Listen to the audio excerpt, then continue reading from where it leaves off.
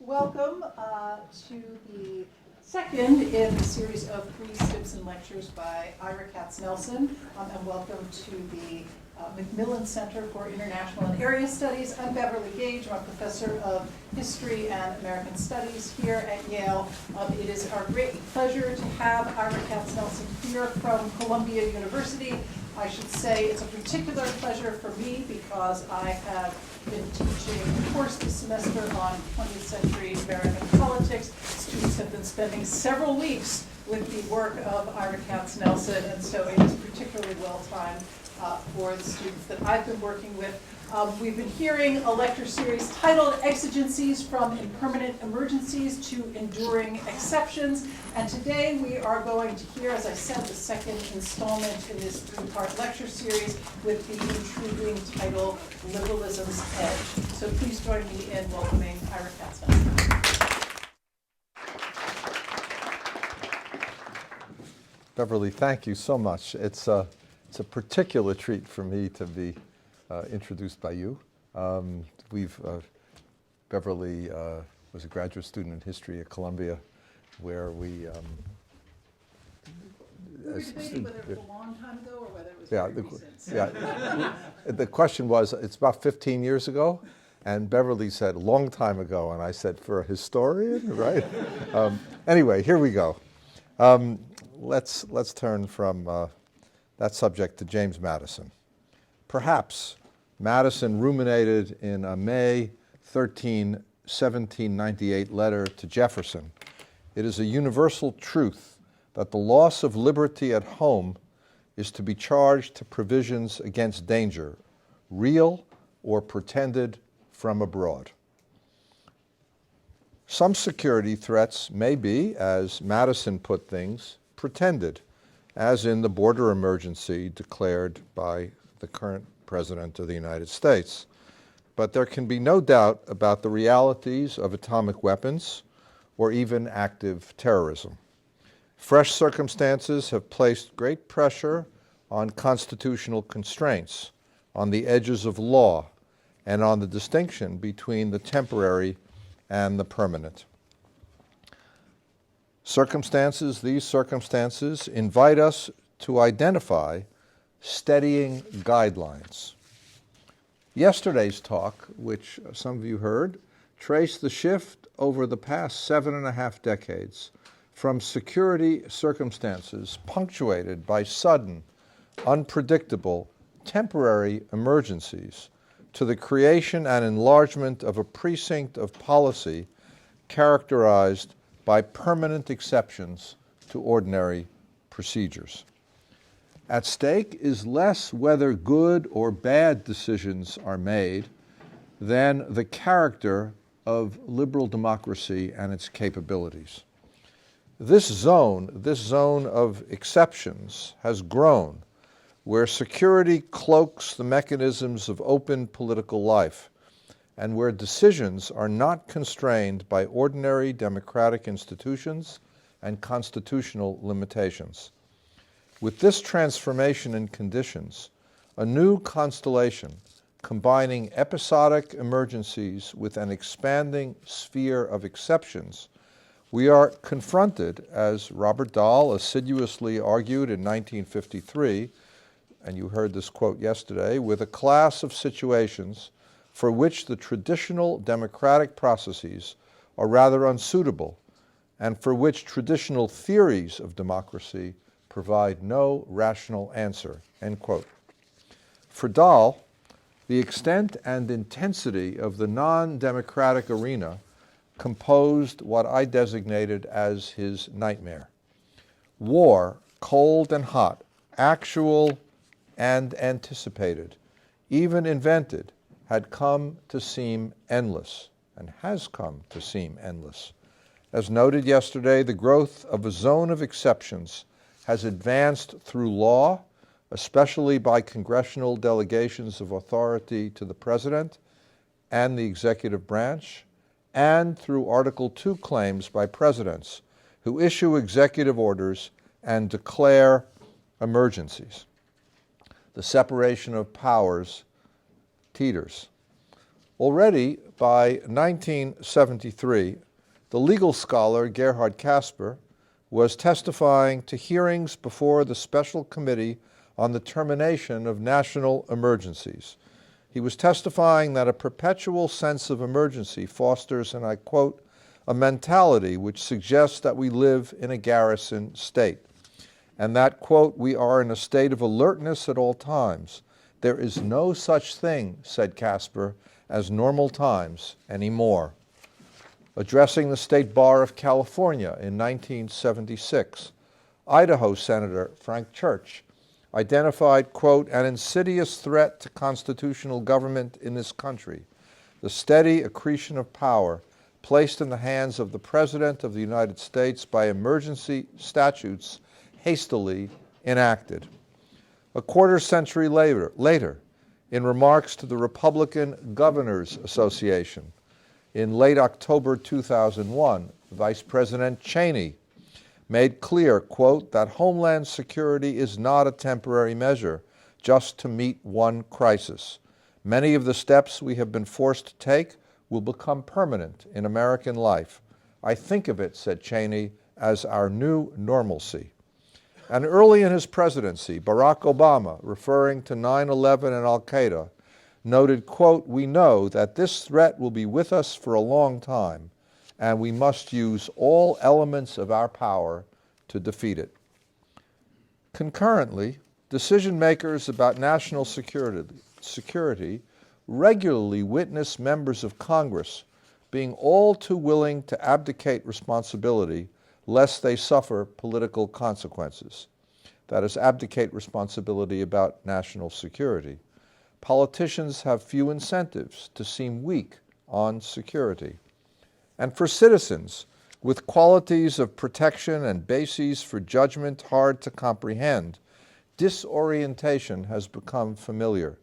At what point, we must ask, do such developments do more than preserve, but actually change the character of the regime? Just this set of concerns motivated Dwight Eisenhower's well-known farewell speech of January 1961.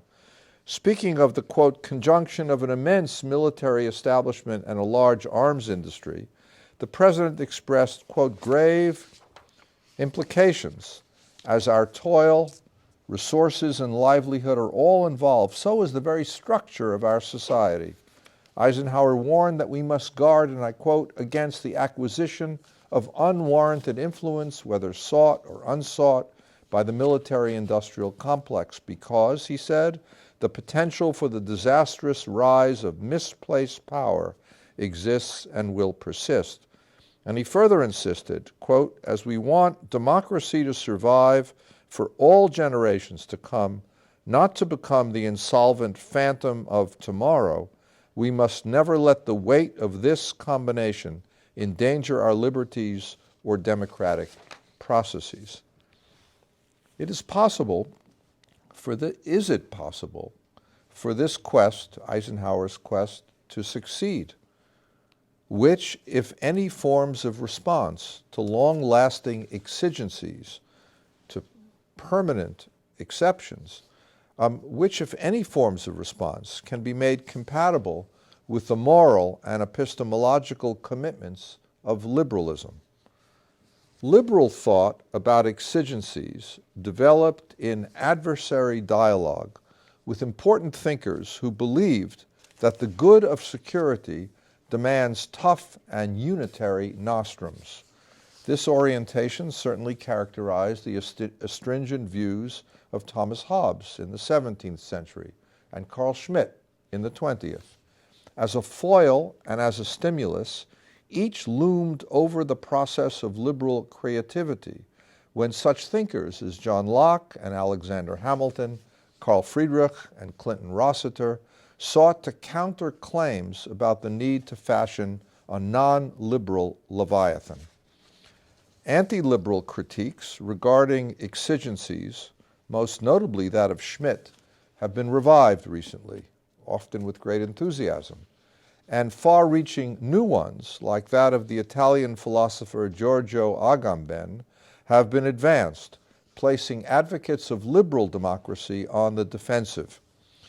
as persisting exigencies and precipitous emergencies requiring urgent judgment and discretion have come to be entwined with what Dahl and his contemporaries that I cited yesterday rightly identified as an unprecedented arena of enduring exceptions. 40 years ago, the student of comparative politics, Arent Leiphardt, lamented how these matters have been, quote, unjustifiably neglected for many years. It is amazing, he commented, that so little thinking and writing has been done on the politics of emergency situations since the early scholarly efforts of Carl Friedrich, Clinton Rossiter, and Frederick Watkins, and of the even earlier work of the German jurist Carl Schmitt, end quote. No longer. As many post-9/11 articles that sit in multiple high piles on a large table in my study at home attest, I've profited enormously from this body of work by historians of political thought, legal scholars, students of state-making and the conduct of international relations, analysts of public policy, and more. Yet, over and over again, I've been frustrated in reading this literature by the way this scholarship is subdivided, by how these plentiful deliberations tend to be segmented into quite separate conversations. What you read in the law journals and read in political theory and read in the IR literature are not only not the same, they have almost very little to no overlap. Such division was not the case, say, when Locke, Hamilton, and other founders addressed what might be called the Hobbes challenge, or when Friedrich, Watkins, and Rossiter, among other liberals, notably including Hans Kelsen, pushed back against Carl Schmitt. By contrast, when Agamben, whose writing I will discuss briefly next time, when he argued after 9/11 that with the zone of exception having become the rule, liberal democracy had become irrelevant, most of the counter-engagement with his ideas has been limited to writing by other philosophers and theorists who often reprise the frequently arcane and opaque qualities of his prose and reasoning. Indeed, not since the widely attended debates, both in the academy and the public realm, during the mid-1950s with regard to the controversial propositions in The Power Elite by C. Wright Mills, has there been the kind of multifaceted, multi-layered, accessible conversation we urgently need not only as scholars but as citizens to tackle the questions at hand. As I proceed, my premise is that Dahl underestimated the scope and depth of the problem he so acutely identified.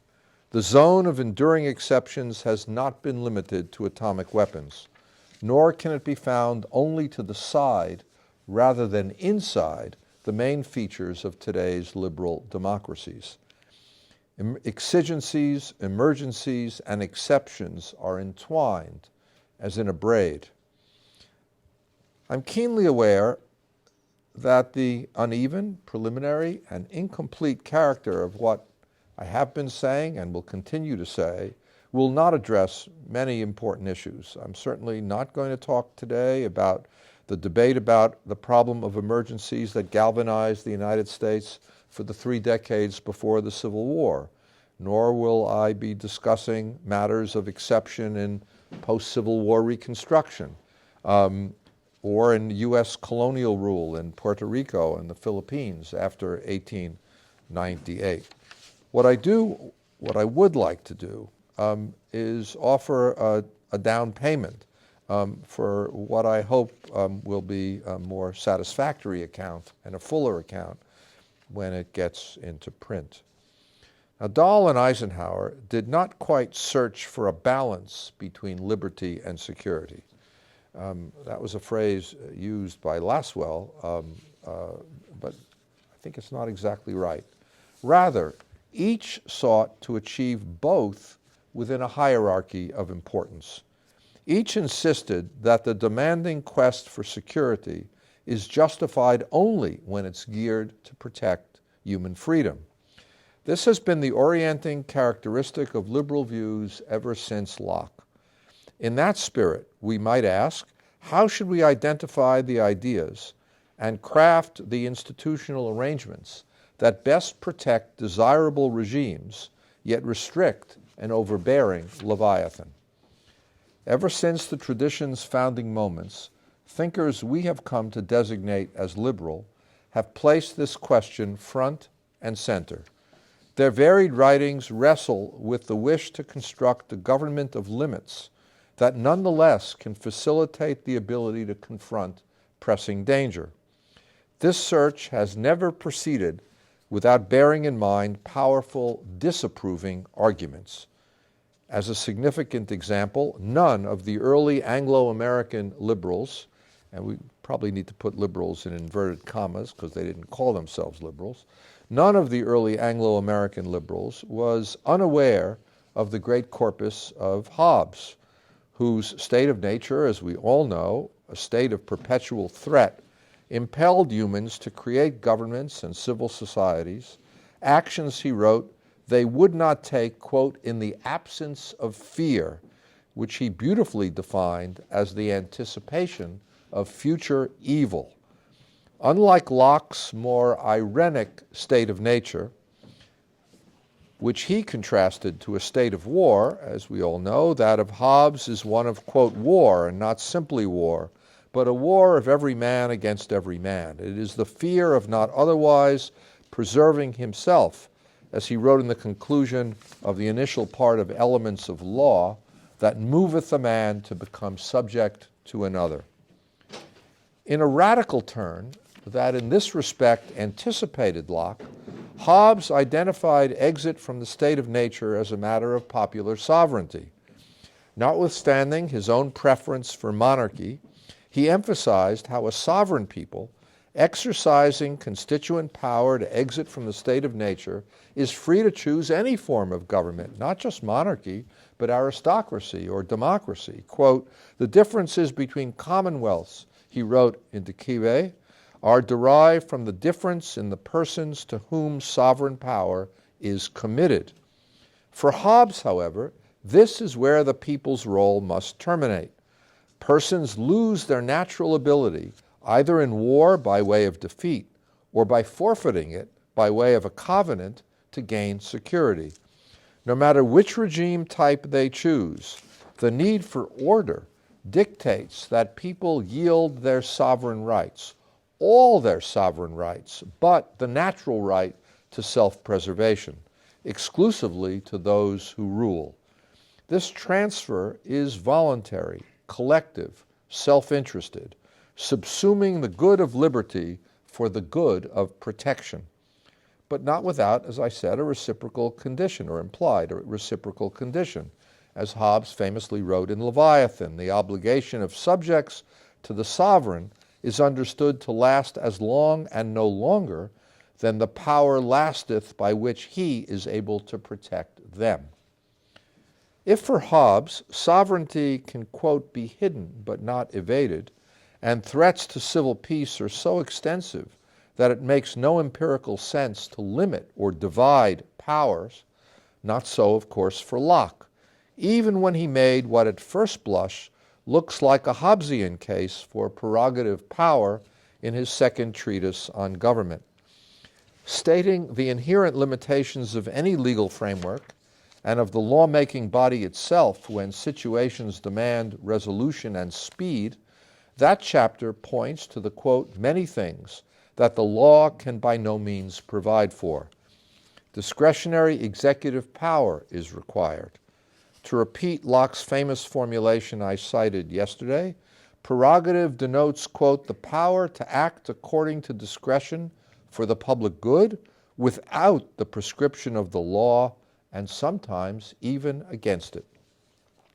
This chapter in the second treatise is vexing precisely because elsewhere Locke's liberal constitutionalism elevates the rule of law as the sine qua non of a well-framed government. He also identified the legislature, the process of political representation, and divisions of responsibility between executive and legislative locations as underpinning political legitimacy. Yet in the chapter on prerogative, Like Hobbes, Locke seems to reserve the power to decide to the unconstrained personal command of the sovereign.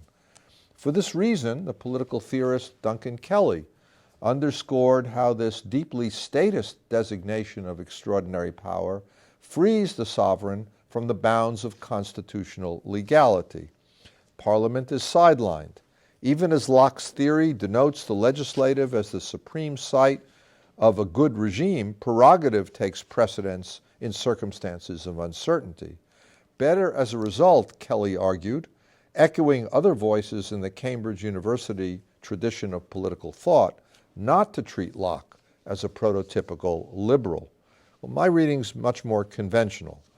As a response both to those who believe that liberalism is not realistic about danger, and to those who believe that only non-liberal solutions to problems of exigency can be effective, Locke's prerogative was neither unlimited nor does it contradict his devotion to parliamentary sovereignty.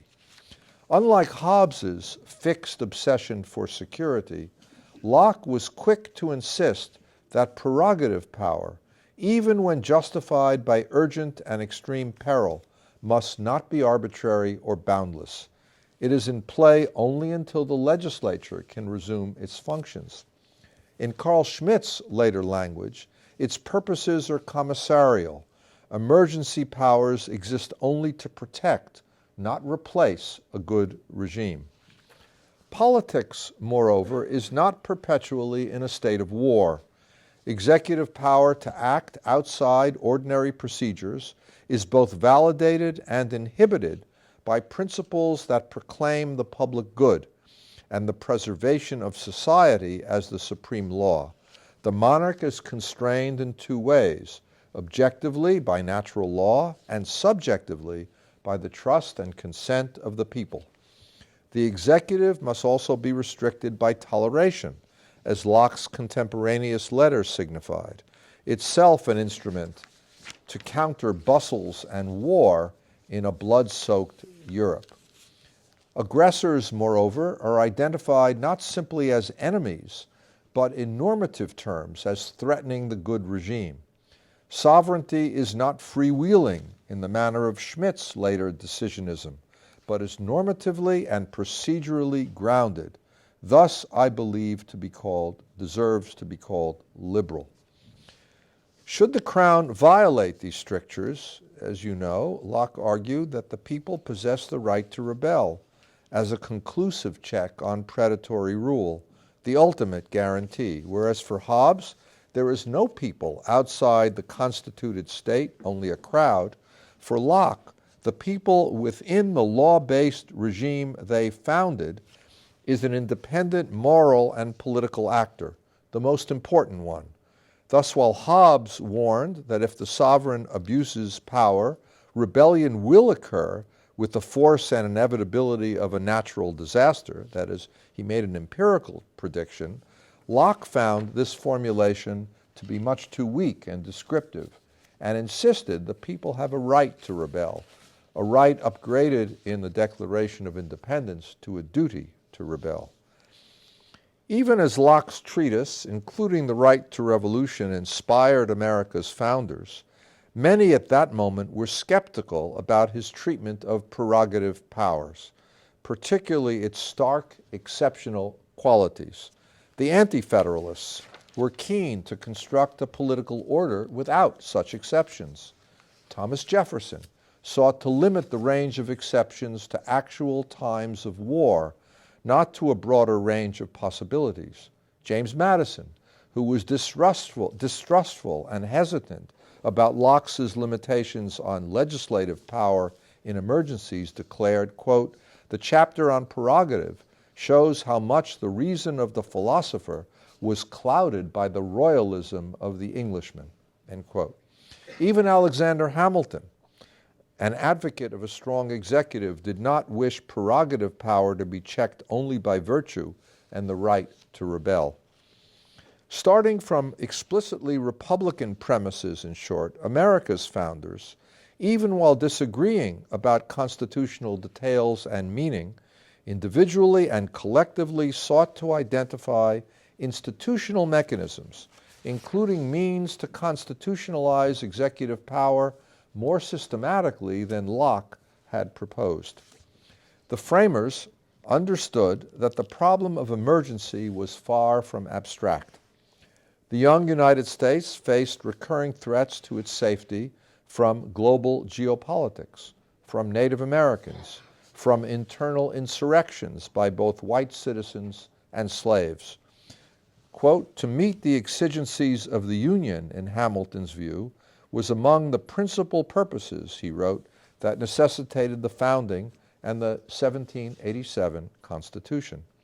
Thus he, as well as Madison and John Jay, his co-authors of the Federalist Papers, called for sweeping federal powers, authorized but not wholly within the ambit of the Constitution.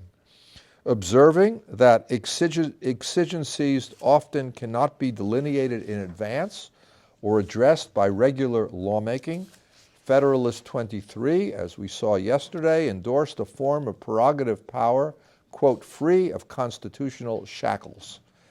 Given the infinite variability of circumstances, Hamilton insisted, quote, this power ought to be coextensive with all the possible combinations of such circumstances, end quote, but not without significant safeguards.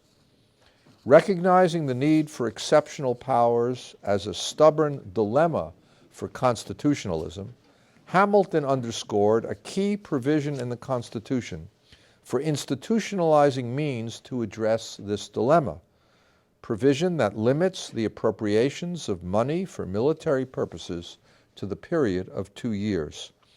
Hamilton knew that when the Roman Senate had declared states of emergency, it had held on to the budget.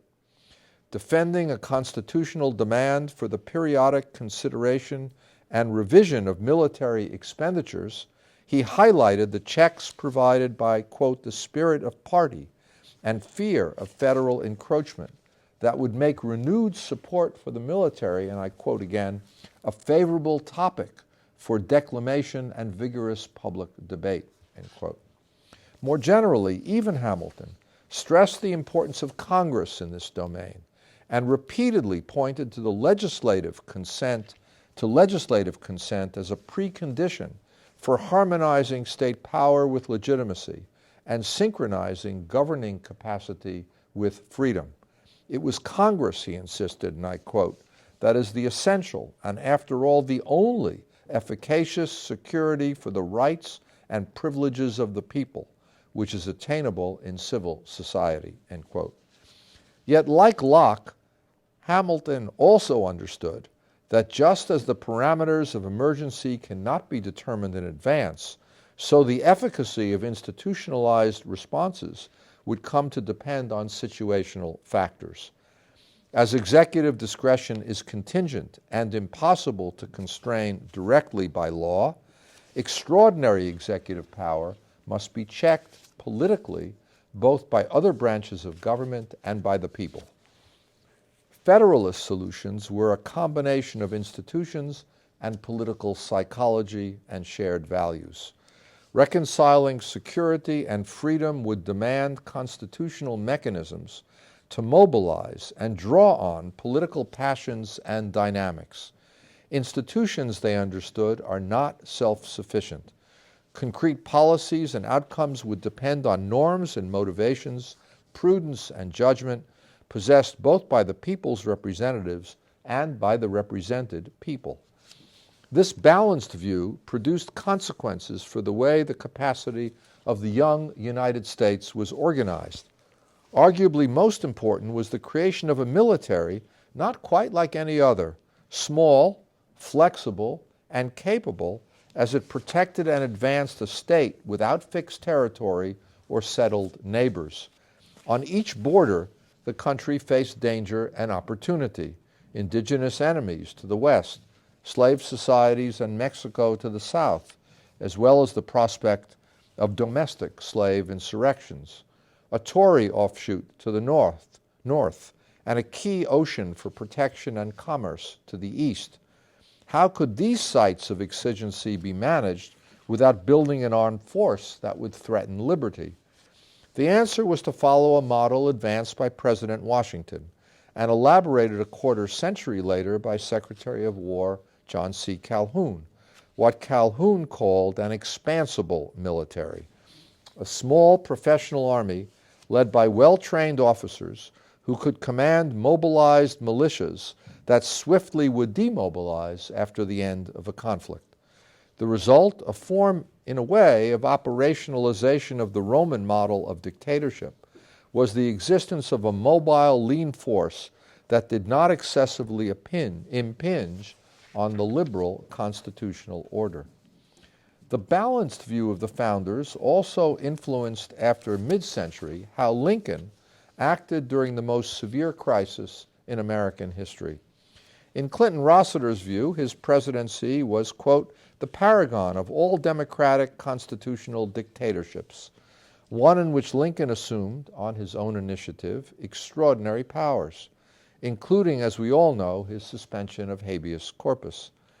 These capacities Lincoln derived from a broad construction of executive competence and commander-in-chief powers, and from unabashed encroachments upon Congress, including an 11-week period in which he governed without the legislature, raising an army and navy for an undeclared war.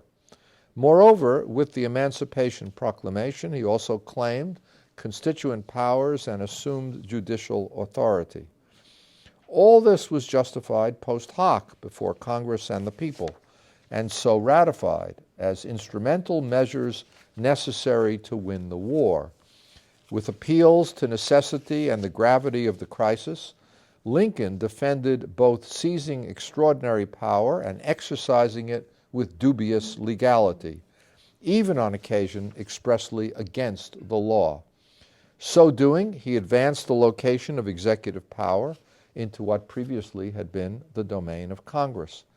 The President of the United States, Harper's Weekly complained in March 1863, and I quote, has in effect been created dictator with almost supreme power over liberty, property, life, a power nearly as extensive and as irresponsible as that which is wielded by the emperors of Russia, France, and China, end quote.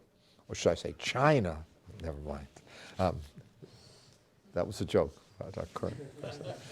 Yet Lincoln's actions do not simply or exclusively illustrate how, under extraordinary conditions, a constitutional order might need to be suspended or to be preserved.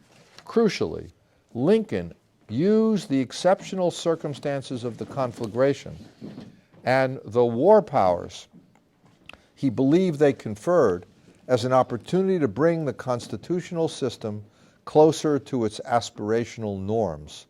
Lincoln's purpose was not merely to protect the Constitution, but to achieve it. Importantly, Lincoln's emergency politics possessed a clear beginning and a jagged but ultimately identifiable end. His assertive use of prerogative power had a clear objective and a recognizable time frame. Moreover, after the war's initial 11 weeks, the federal government proceeded largely by doing business as usual. It conducted the congressional elections of 1862 and 1864 and the presidential election of 1864, each of which put Lincoln's rule and policies at risk. There was no overarching transfer of powers to the executive from the legislature. Instead, as soon as its chambers convened, Congress challenged presidential prerogatives and demanded a share in them by authorizing most future exercises of exceptional power. Congress responded to Lincoln's 11 weeks of implicit dictatorship by forming an investigation commission to inquire into every aspect of the war, setting a vital precedent for the future. Notwithstanding a few notable cases, Rossiter notes, the freedom, indeed the license of the Northern press, suffered no restriction whatsoever. Lincoln's presidency further invited and endured vituperative criticism from within Congress, within the press, and from many American citizens.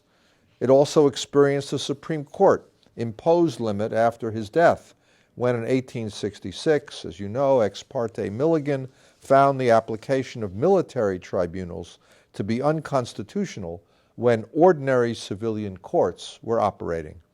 And the greatest achievement of the war, the abolition of slavery, was not left to stand as a wartime measure, but was ratified as the 13th Amendment to the Constitution. In short, from its beginnings, political liberalism answered Hobbes by demonstrating that it could be possible to operate within the international arena of war and peace, of empires and conquests, and of the most severe internal disorder, without unduly compromising the liberty that was understood to be fundamental for the existence of decent regimes. Viewing the problem of emergency as a recurring and inevitable aspect of sovereign statehood and political life, liberal thinkers and statesmen acknowledged an irreducible need for emergency powers while insisting on limiting and checking institutions together with prudential judgment. Far from simply technical and legalistic, early liberal constitutionalism was normative, deeply political, and inventive in creating institutional solutions that placed inherent tensions within a constitutional framework governed by the rule of law.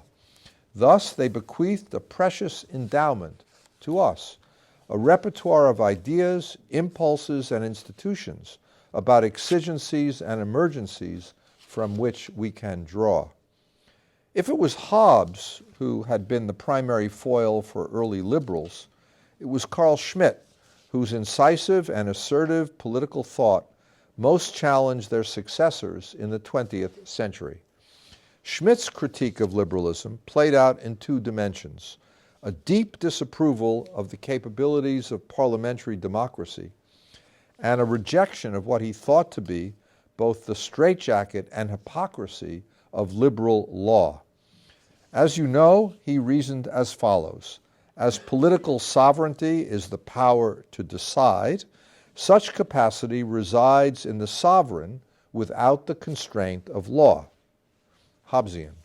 But as no liberal regime can admit or make this reality visible, thought Schmitt, such governments must cloak their activities with phony legality. In simpler times, Schmitt conceded, political liberalism might have been adequate. Then, large zones of life, including religion, I'm quoting, culture, education, and the economy, he argued, did not pertain to the state and politics, but no longer. Across all modern regimes, irrespective of their institutional arrangements or normative commitments, there had developed, he wrote in 1932, quote, a total state, which potentially embraces every domain. This results in the identity of state and society and the growing irrelevance of parliament and the separation of powers. A decade earlier, Schmitt had designated the crisis of parliamentary democracy as not as much caused by active Bolshevik and fascist competition as by inherent internal problems. In a world requiring decision by executives, parliamentary debate had become, he thought, purposeless and banal, a poor facade, he wrote in 1923, concealing the dominance of parties and economic interests who collude behind the scene. Liberal parliamentary democracy, on this view, had become a system of illusion and incapacity that had, quote, I'm quoting Schmitt again, lost its moral and intellectual foundation and only remained standing through sheer mechanical perseverance as an empty apparatus, end quote. Liberalism for Schmitt had nowhere to go but out. In reviving an orientation much like that of Hobbes, and by advancing the importance of the exception as the key instrument and indicator of sovereignty, Schmitt argued that, quote, the liberal constitutional state represses the question of sovereignty by a division and mutual control of competences. Faithfully, and I'm continuing to quote, The question of exception, wrote Schmitt, stands outside the rule of law.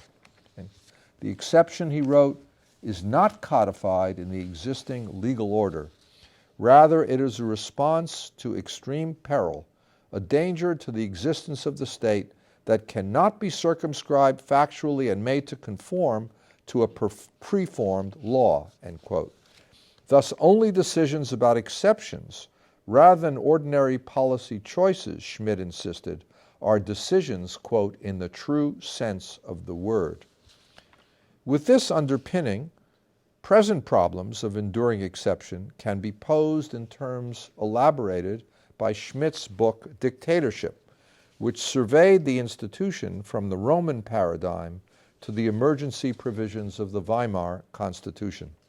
Famously, the book's typology distinguished commissarial and sovereign forms of dictatorship, a distinction itself rooted in Roman law. Exemplified by ancient Rome, the commissarial type is strictly bound by time and carefully defined tasks. Its powers are constitutionally constrained. Most important, it is intended to maintain the existing order. The sovereign form, by contrast, liberated from constitutional constraints and associated with the people's unified constituent power, is unlimited in time and boundless in task. As itself the great exception, it is characterized, and I quote, by principally unlimited authority, which means the suspension of the entire existing order. Rather than preserve, it operates outside the existing legal system, breaks with existing norms and institutions, and aims to transform the regime and move history forward by creating wholly novel forms of government. Propelled by the idea of predestined progress, this form of dictatorship, for Schmitt, represented, quote, the culmination of the modern historical trend toward totally unrestrained political action. Totally unrestrained political action, the precise inverse of liberal constitutionalism that limits rulers and specifies both who may act and how they may act. Conceptually and historically, exceptions, Schmitt argued, had proved to be incommensurable, his word, with the rule of law and legal rationalism, which he took to be the essence of liberalism. Continuous emergencies are bound to undermine the liberal order. Commissarial dictatorship, moreover, could no longer succeed because the modern world was different after the political ascendance of radical, especially Soviet, notions of political legitimation. Because managing an exceptional situation through law usually entails stretching the letter of the law to comprehend cases that are in manifest tension with it, he reasoned, the very insistence on addressing exigencies through law inevitably eviscerates or hollows out the rule of law. The result is an exercise of arbitrary power under the pretense of legality. Dictatorial powers, first delegated as commissarial, become sovereign. The regime is transformed from within. For Schmitt, this result, the result he preferred, offers the bonus of unmasking liberal hypocrisy. This view is not unfamiliar today. There's been a huge revival of Schmitt in the academy and outside. Schmitt's advocacy quickly was recognized as a poison pill for a liberal democracy. His seductive writings posed sharp analytical and situational challenges for his generation of liberal thinkers, who, like Schmitt, sought to grapple with exigencies. In the trying circumstances of the 1920s and especially the 1930s and 1940s, it became imperative for liberals to find grounds on which to answer, especially to place problems of emergency and exception not outside but within the rule of law. As realists reeling from the crises, then the collapse of the Weimar Republic, and the rising tide of totalitarian dictatorships, a constellation of critics of Schmitt that included Harvard's Carl Friedrich, his student, Yale's Frederick Watkins, and Cornell's Clinton Rossiter, revisited and elaborated a liberal approach to emergencies within the restraining qualities of law. Their theoretical and policy ideas were designated to counter Schmitt's diagnosis of liberalism as incapable. Further, like Locke and the founders, they insisted that the political community does not exist outside law, but is constituted through law. Captured by the title of Rossiter's constitutional dictatorship, their solutions, a short-term concentration of authority, consistent with adherence to liberal constitutional government, was insistently commissarial. Resurrecting the Roman model, the anti-Schmitt liberals explored the character of temporary abrogation, whose central aim is to protect the constitutional order. Such, quote, dictatorship, they believe, could be updated and made workable precisely because leaders in liberal democracies are embedded within and answerable to democratic norms and practices. Working with the assumption that a fund of public virtue exists and can be sustained by proper institutions, they believed that Algernon's Sidney's conditions that I discussed yesterday, limited in time, circumscribed by law, and kept perpetually under the supreme authority of the people, could be secured by modern liberal regimes. Drawing on the experience of the democracies that fought World War I and on empirical wartime examples of effective government whose powers had been based on temporary assignments to the executive branch by legislatures, these scholars insisted that there must be no departure from the rule of law. Further, they stressed delegations had to be specific, targeted, and limited in time. Only with such authority could exigencies be governed within a liberal frame. Without such authority, they thought, it would not be possible under conditions of duress to safeguard the standing and rights of citizens, the core intention of any liberal understanding of law. The exception must not become an empty space from which norms are absent. These insights remain as excellent broad guides. Cautious optimism characterized that quest. America's theorists of emergency in the 1930s and 1940s understood that Sidney's criteria did not reduce the rule of law simply to the letter, but decisively included the law's spirit, its social meaning and efficacy. Like Sidney, they believed in a commissarial approach that comprehends not just institutional practices but mores and political culture. To be viable, liberal constitutionalism, and thus any form of constitutional dictatorship, must draw on and quicken the fund of civic spirit. Far from simply legalistic or technical, as Schmitt had insisted, their liberal approach to emergency relied on a robust public sphere and engaged citizens jealous of their liberties and capable of collective action. For this reason, no simple one-size-fits-all solution could be possible. Commissarial exceptions, these thinkers believed, always are contingent on concrete circumstances, ethical horizons, and political will. Refusing extra legality as an acceptable orientation, those theorists also rejected patterns of policy that could turn temporary measures into the norm.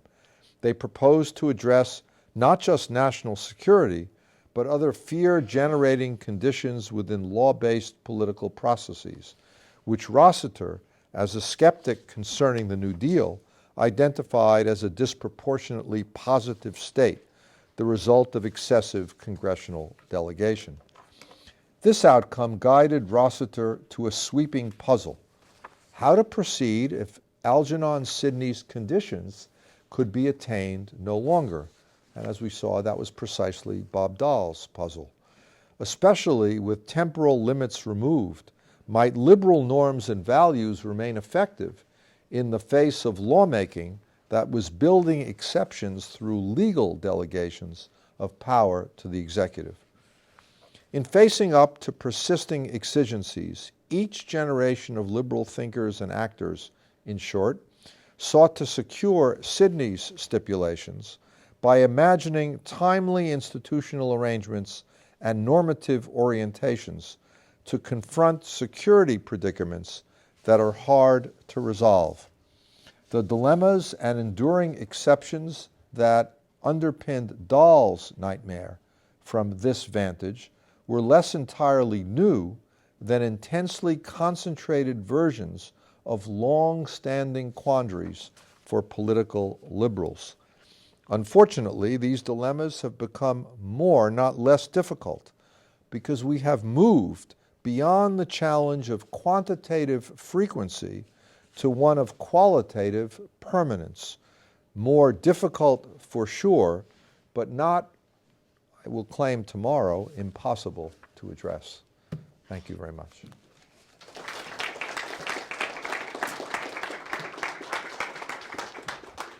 Okay, well, we have some time for question and answer. I think I will sit up here and do a little bit of directing for Professor Katznelson.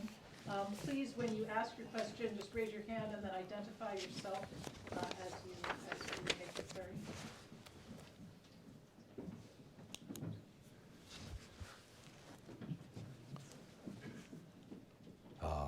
This is Yale. This is. All right. Well, Go ahead. I'll start out with a question, which is I'm curious about exigencies, emergencies, and exceptions, and I'm curious about another word that often comes up in these scenarios, which is crisis. Which, if you look at the political language, the sort of common political language that people in your public sphere are usually talking about, they're often talking about a language of crisis rather than these words. So are these all identical terms? Do they all mean the same thing? And how do you differentiate? So first, I avoid the word crisis implicitly, obviously, but deliberately. Crisis is really, well, one can read about the history of the term. Reinhard Koselleck, among others, a brilliant essay on the meaning of crisis. But crisis in the modern world has come to connote kind of something analogous to a medical situation in which an illness, sudden crisis, medical crisis hits, and either gets resolved or the patient dies. That strikes me as a rather stark binary. Now, what do I mean by these three terms? Then we'll come back to crisis. By exigencies, I use the term as Hamilton did in the Federalist Papers, and others have as well, simply to connote something of persisting security challenges. He writes in the Federalist Papers about, we're separated by two oceans. Everybody thinks the continent is secure. It's really not secure because, after all, the British are the world's leading naval power. The Spanish have colonies right nearby. The native Indian tribes are more likely to ally with them than with us because they have more to fear from us than from them, et cetera, et cetera. And so we face a persisting set of exigent situations. And in a sense, I'm trying to use, though I don't know that the word exigencies will survive into print form as a title, a little too arcane. But I mean to imply that, of course, any modern state, including liberal states, faces exigencies of security, either actual or potential. It comes from being inside a state system. So much for exigencies. Emergencies connote as situations not like a crisis, but things that happen in an unforeseen, sudden, unpredictable, urgent way that require, or at least seem to demand, quick solution. And it's that, I think, was from Locke forward the dominant way of thinking about what happens.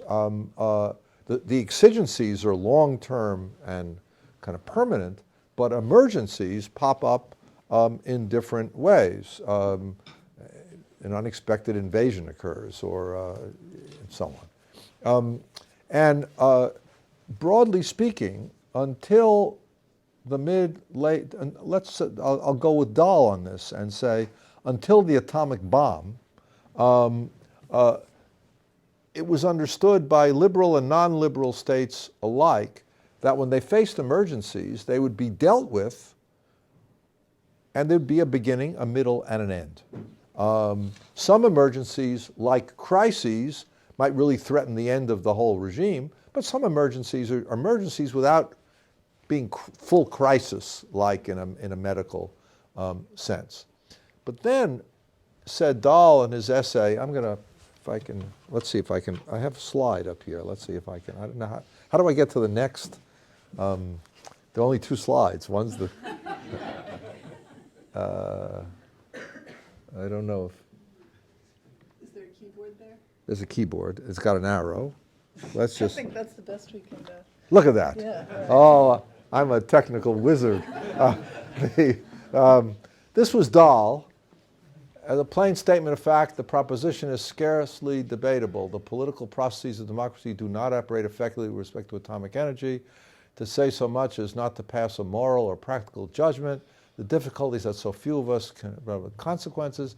So far, the control of such decisions is a kind of indigestible element in the operation of American democratic politics. In this respect, the atomic energy operation aptly symbolizes opportunities of popular control have dwindled. Atomic energy, now the last sentence, atomic energy appears to be one of a growing class of situations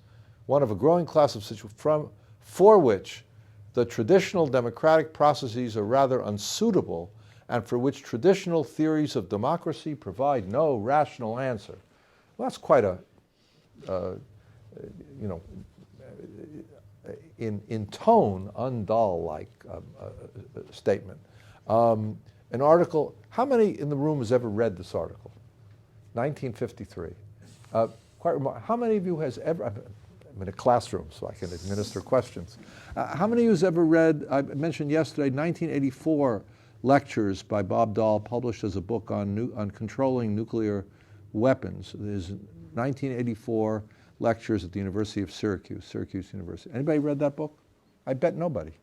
Now, Bob Dahl was one of the most widely read theorists of democracy anywhere, anytime. He was the genius of democracy, genuinely. Arguably the leading political scientist of democracy, certainly in my lifetime. And this work on atomic power, on exceptions, it's an exception to the normal democratic processes, is something that has been either forgotten, neglected, and so on. But it raises, that article, that little article, 6 pages long, was the inspiration for these talks. When I read that article, it's one of these things you have a kind of, you ever read something you have a visceral reaction to. First I thought, Bob Dahl?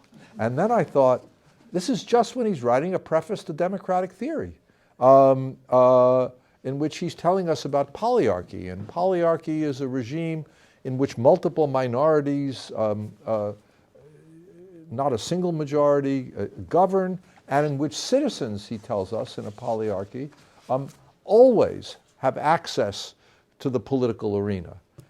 But not here, not after the Atomic Energy Act and other kinds of stuff. So I use exceptions in the Dahlian sense as referring, and of course Schmitt had used that term and others had used that term, but I'm using it in the sense of exceptions to what he calls the traditional democratic processes. So we have an arena, and that arena, it was the thrust of what I wanted to say in my sort of mostly descriptive lecture yesterday, has gotten bigger and bigger and bigger. It's not even that list I read of both declarations, executive emergency declarations or assertions of capacity by the president, and the long list, even in a period of polarization, of legislative productivity in the area of national security, has created, and activities within the bureaucracy like the NSA of telephone call surveillance and so on, has created a much larger zone than Robert Dahl feared when he was initially writing, and could not have anticipated its scale, which raises questions not just about whether or not this zone is outside of democracy, but how, if at all, as Schmitt said it would, and I don't agree, you'll see next time with Schmitt, but would so imbricate and become interconnected with the normal processes of democracy as to hollow them out and make liberal democracy essentially illiberal, and only masked by the hypocrisy of the rule of law, which is said to be the rule of law that no longer exists. And this also, in a different way, was Eisenhower's nightmare, both in his first inaugural and in his farewell speech. If you read Obama's first speech at the National Archives on security, he articulates something of the same worry. I'm now not judging how well either Eisenhower or Obama did in this respect. And then you have presidents or their advisors, John Yoo for Bush, or the intellect who now occupies the White House himself, who are not really worried at all about and sees unitary powers views of the presidency. They're not worried about separation of powers questions or about liberal constitutionalism. So it's that zone of exceptions that I think we very badly need both normative clarity about and policy imagination about, and in a very not wholly satisfactory way, I warn you, because it's a really hard set of questions I'm trying to think about, and only in a preliminary way. I'll try to address some of that tomorrow. So, what do we do in the consequences, and how do we deal with a contemporary theorist of exceptions like Agamben, who says, well beyond Schmitt, the game's over. Not a question of a nightmare by Democrats. There's no recourse anymore. The zone of exceptions is so fundamental that there's nothing to be done. Well, if that's true, God help us all. And if it's not exactly true, then how do we navigate that reality of exceptions? That's a long-winded answer to not a simple question, but a simply put, direct question. Yes. Oh, you're in charge. Hi, Brian Garston. Your identity has remained the same over 24 hours. So you're looking for resources in liberal constitutionalism to deal with this sort of problem. But it seems to me that there's one kind of theoretical resource that you haven't talked about that might be helpful, and that's the idea of an office. Of an office. Yeah. So an office concedes that there's going to be a realm of discretionary activity that office holders will have to exercise judgment, and yet it tries to provide a set of incentives, as you mentioned yesterday, a set of incentives and interests that will condition and limit the behavior of the office holder. It can't guarantee that the behavior is limited, but it conditions the behavior. And I think the reason that Dahl, for example, doesn't see offices as resources is that his political science was behaviorist, and it discounted the importance of offices. But I don't see why we need to follow in that tradition, because it seems to me that the alternative is to think of constitutionalism mainly as rules, and therefore the problem is mainly exceptions to rules. But the idea of offices explodes that framing, because it concedes from the beginning that rules don't apply themselves, laws don't execute themselves. You need a prosecutor with discretion, for example, to execute a law, or an executive. And so there's always this question of judgment and prerogative and so on within even the rule part of liberal constitutionalism. So the real question is how you can have different size domains for discretion according to the needs of the politics of the era. So it may be that in the atomic era, we need a constitutional imagination that can construct the right kind of office to deal with that kind of problem, and yet provide popular judgment of the decisions made. And that might require, a new sort of office that wasn't imagined in the 1700s. But the idea of an office itself might be helpful. Sure, I think that's enormously helpful. Thank you. And I said yesterday, if someone asked me what I am, I'm an institutionalist. I don't think norms free-floating or law free-floating can be the answer. They have to be instantiated in institutions that provide complexes of not only inducements and incentives, but also inducements and incentives not to do things as well as to do things. You said something in passing which I think is incredibly important, and certainly was important and taken as tacitly important by all the figures I mentioned, namely that liberal democracy is particularly good at leadership transformation in a peaceful way. There will be a judgment made on, sort of retrospective judgment on office holders in a recurring way, whether every 2 years for the House or 6 years for the Senate or 4 years for the President. And you may also have, as we have for the presidency, an ultimate term limit. That, if you were to ask, which two things does liberal democracy do especially well that other regimes don't do? Peaceful transition of leadership would certainly be one. And the second would be the provisionality of policy decisions, so that the group that's out can come back peacefully and make different policy judgments. The question, it seems to me, one way to rephrase the problem of exceptions is to ask, to what extent is that zone, call it the Dalian zone, enter into those two key formulations. To what extent, for example, notwithstanding the peaceful transition, we liberal regimes have created permanent institutions and constituencies. Example might be parts of the intelligence community or the NSA in terms of surveillance that transcend the publicness of office, and that second, therefore the provisionality of policy is not really up for discussion and debate.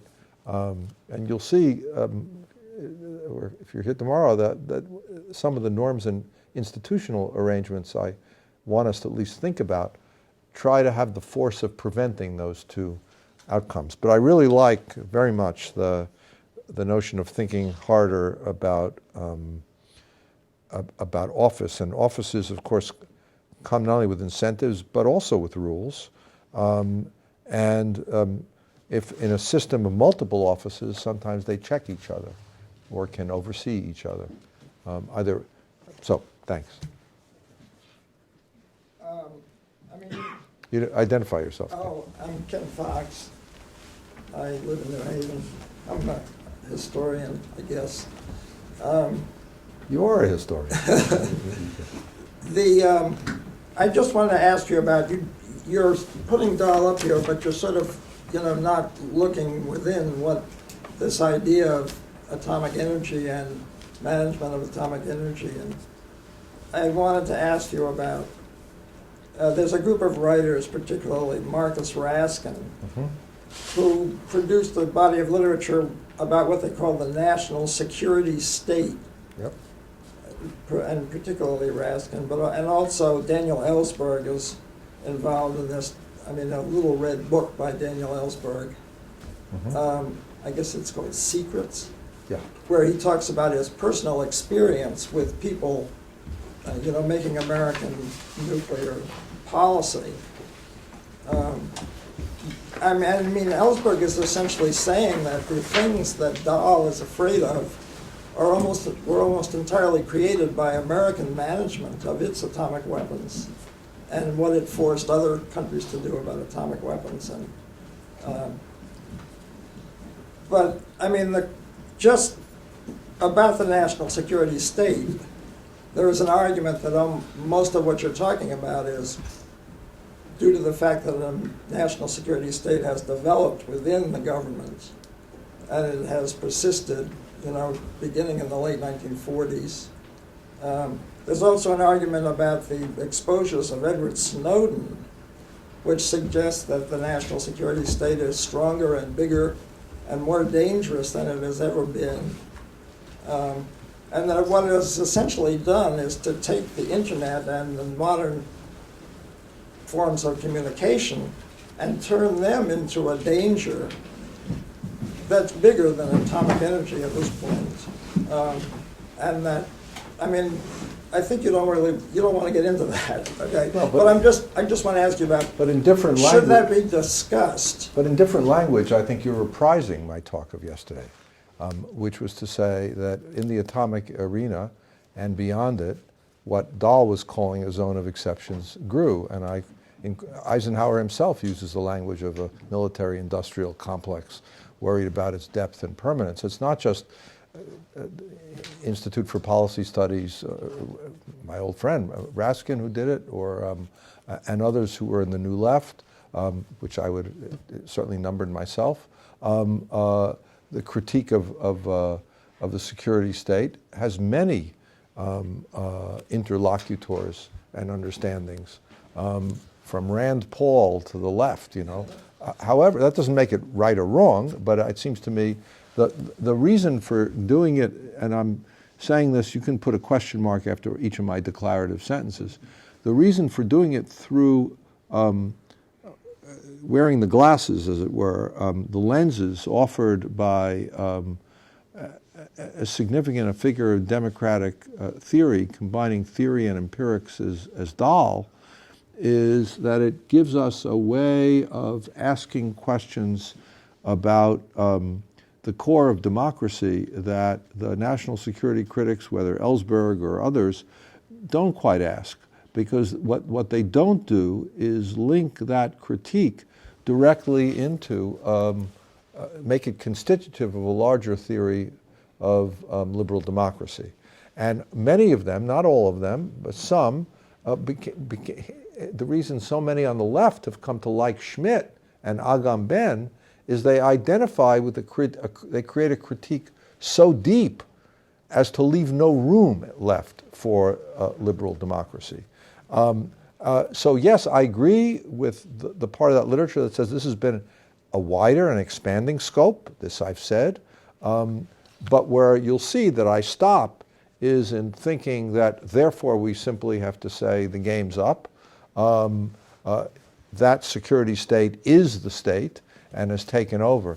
It's interesting, go back a long way to 7, 8 decades, to C. Wright Mills' Power Elite, which is one of the first really brilliant book, difficult book, in some ways annoying book, but a brilliant book, which says America, for its big decisions, is governed by an elite that is corporate, military, and political.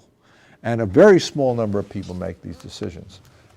But even C. Wright Mills does not say that's all that counts.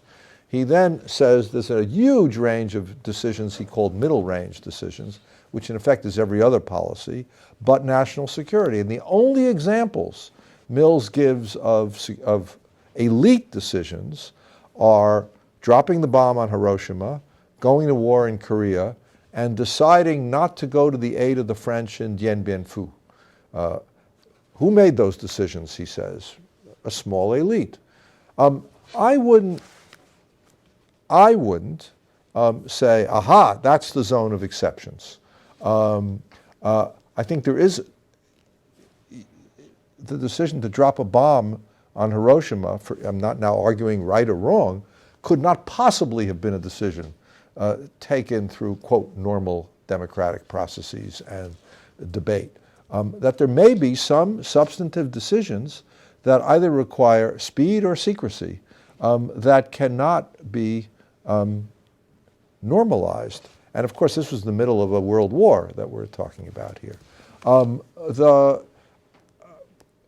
But what I would be closer to Mills than to Raskin, for example, in asking about how we want to think, and certainly closer to Dahl, implicitly in Dahl's case, in asking how we would want to think about this zone, which Schmitt and Agamben would say is not a zone of exceptions anymore, it's the rule, how we would want to think about that zone in relationship to the larger regime to which it's connected and within which it's embedded. I at least want to leave that as open questions. So, I'm very glad that we know a lot more than we did know about the surveillance state, for example. We probably would not have known without Snowden. But that doesn't mean that the conclusion that follows is that it has so overwhelmed everything else that we no longer have a liberal democracy at all, which is the Agamben position.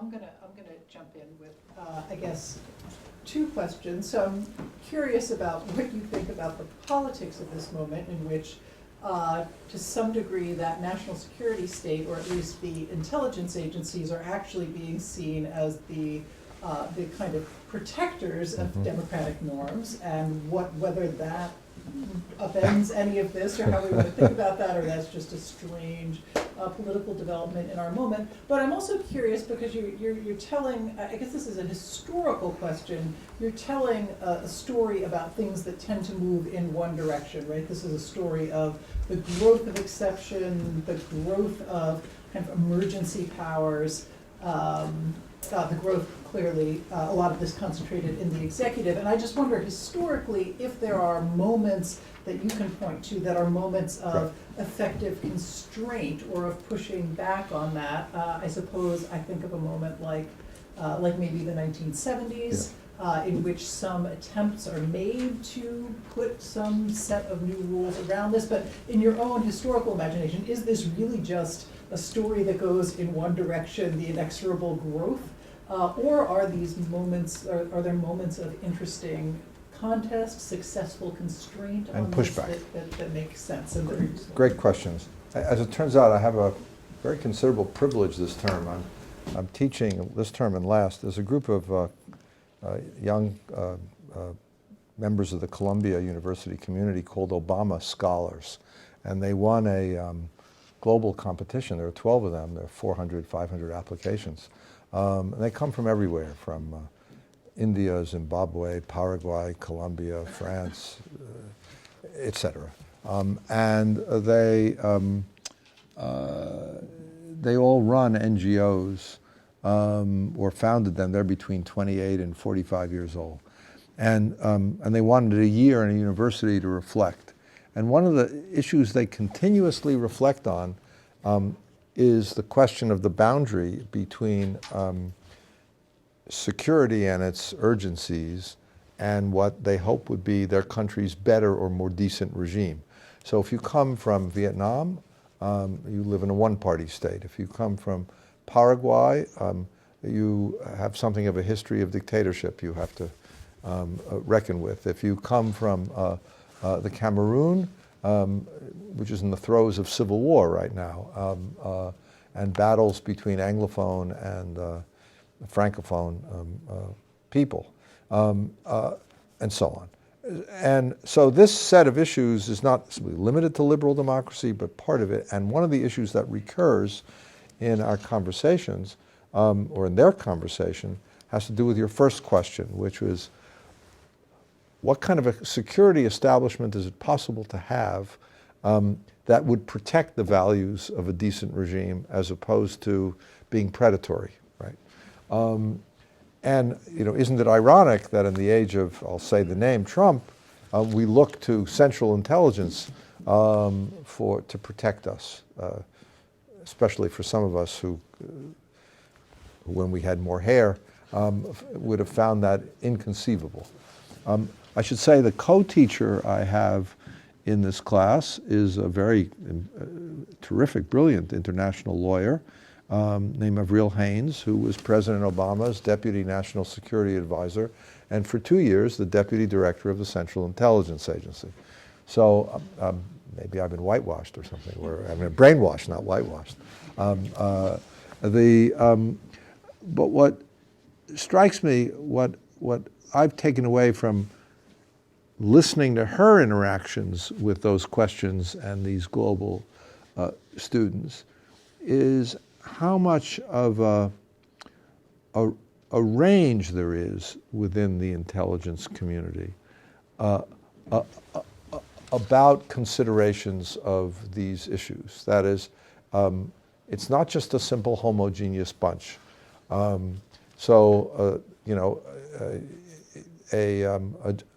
A John Brennan as director of CIA is not necessarily the same as Pompeo as the head of the CIA.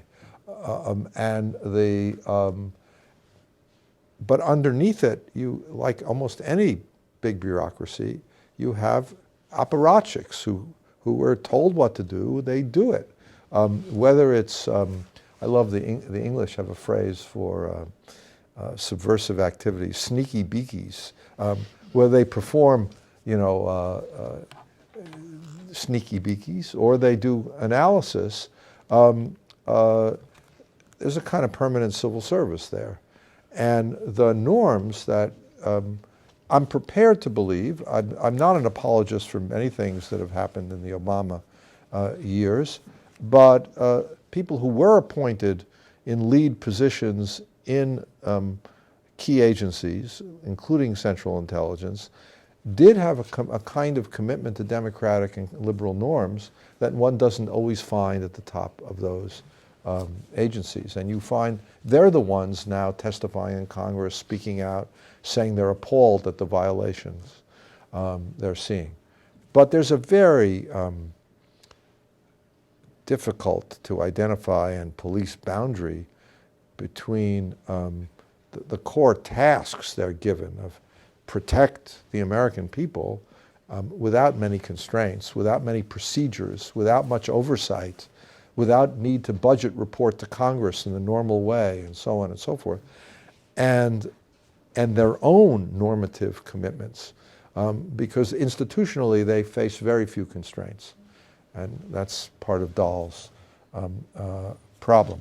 Are there pushback examples? Well, yesterday I spoke a bit about the 70s and the church period, and of course the House voted yesterday under the terms of the 1976 Act on Emergencies to reject President Trump's declaration of emergency. The Senate likely will have a majority to do the same. He'll then veto, and then there won't be an override. But under the terms of the 76 Act, as I think we may have talked about yesterday, once the legislative veto had happened, the president would have had no comeback, only because the Supreme Court ruled in 1983 that this was unconstitutional. Can Trump now veto a rejection of his emergency by the House and the Senate? So there was a real pushback moment. I think there are other today I talked about Lincoln. I actually think that following the 11 weeks, there was a kind of institutional reassertion of Congress, of normal elections, of a free press, of all kinds of challenges, and ultimately the need to constitutionalize the emancipation of the slaves. That's a pushback, and I think it's an instructive one. And I also think that, think of a book you know well, Michael Hogan's book on the making of the national security state in the late 1940s, Cross of Iron, I think it's called, right? Yeah, well, we could rerun oral exams. But, where Hogan says if you actually look at the security state that was fashioned in the 40s, much of it was a compromise between those who said any security state is going to be a threat to liberty, and many Republicans particularly took that position, and those who wished a stronger security state. So when President Truman proposes universal military training, the UMT, it's rejected by Congress, and we got a more ordinary conscription. And his book is full of examples of how, when put to debate in the democratic process, the national security state, even at a moment of ascension, when Atomic Energy Act and National Security Act are being passed, there's some degree of restraint put into the system. So yes, there are such examples. I think broadly speaking, the trend has been that, but with ups and downs. It seems to me the question for us is not any simple pushback and saying we don't want anybody to protect our security, or who's, quite apart from anything else, who the hell will govern nuclear weapons? But what I think we do badly need, and this I'll speak to, are sets of norms and institutions that come at three different moments: before an emergency, during a period of duress, and post hoc in terms of retrospective judgment. And I think we're missing all three presently. And only by attending to all three can we attend to what's outside the ordinary processes, said Dahl. Finally, I put back up Algernon Sidney. This is 1680, as I said yesterday. He lost his head for writing the sentence, so we should respect it. I mean, it was an act of bravery. Grants a power like to he's referring to the Roman dictatorship, limited in time, circumscribed by law, and perpetually on the supreme authority of the people. Well, part of what I've said is some things are not limited in time, but we ought to think about how we act as if they are, circumscribed by law and kept perpetually, ultimately, under the authority of the people. And the question I think we need to ask ourselves, which I hope to turn to tomorrow, I expect to, is how to take those principles and contrast them to the views like Schmitt and then Agamben, which say none of that's possible anymore, and see what room for navigating or maneuver remains to us, and ask as political actors, as citizens as well as scholars, how might we try to promote that kind of agenda? Good. Thank you. Thank you very Please much. join me